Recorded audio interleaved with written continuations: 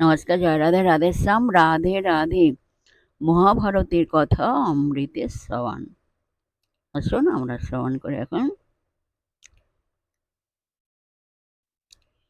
ভরত বংশের রাজাদের জন্ম ও জীবন চরিত্র এই গ্রন্থে বর্ণনা করা হয়েছে বলে এর নাম ভারত বা মহাভারত। দুষ্মন্ত শকুন্তলার পুত্র ভরত। ভারতবর্ষ এই কথাটির সঙ্গে এই ভরতের কোনো সম্পর্ক নেই। ভারতবর্ষের প্রাচীন নাম অজনাব ও জম্বুদ্বীপ। ঋষভদেবের পুত্র ভরতের, যাকে জড়ভরত বলা হয়, রাজ্যকাল থেকে আরম্ভ করে ভারতবর্ষ নামে পরিচিত হয়ে আসছে।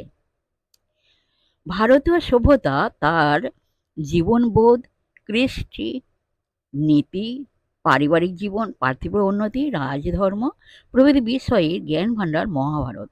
এই জ্ঞান গর্ভ শিক্ষা ভারতকে নানাভাবে শিক্ষা দিচ্ছে। সংস্কৃত প্রাদেশিক সাহিত্য মহাভারতের ভাবকে আশ্রয় করে পুষ্ট হয়েছে, কাব্য নাটক আদির উপাদান জুগিয়েছে।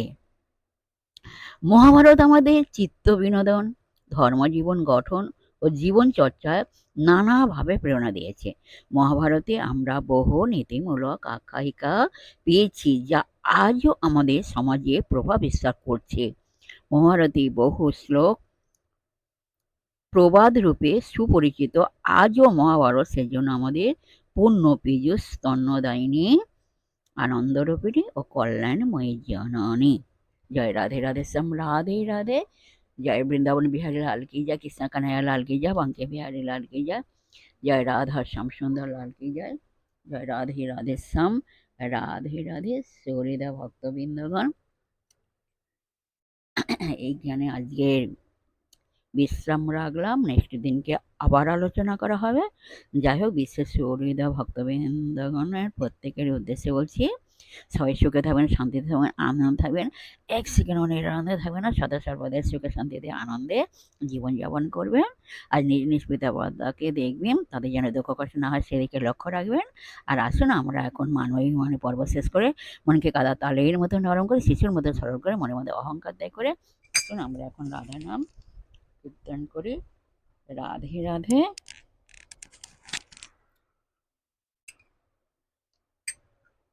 রাধে রাধে, রাধে রাধে। সখী সঙ্গে রূপের কথা কইতেছিল বসে, হেন কালে বৃন্দাবনে বাজলো স্বামী বাঁশি। জয় রাধে।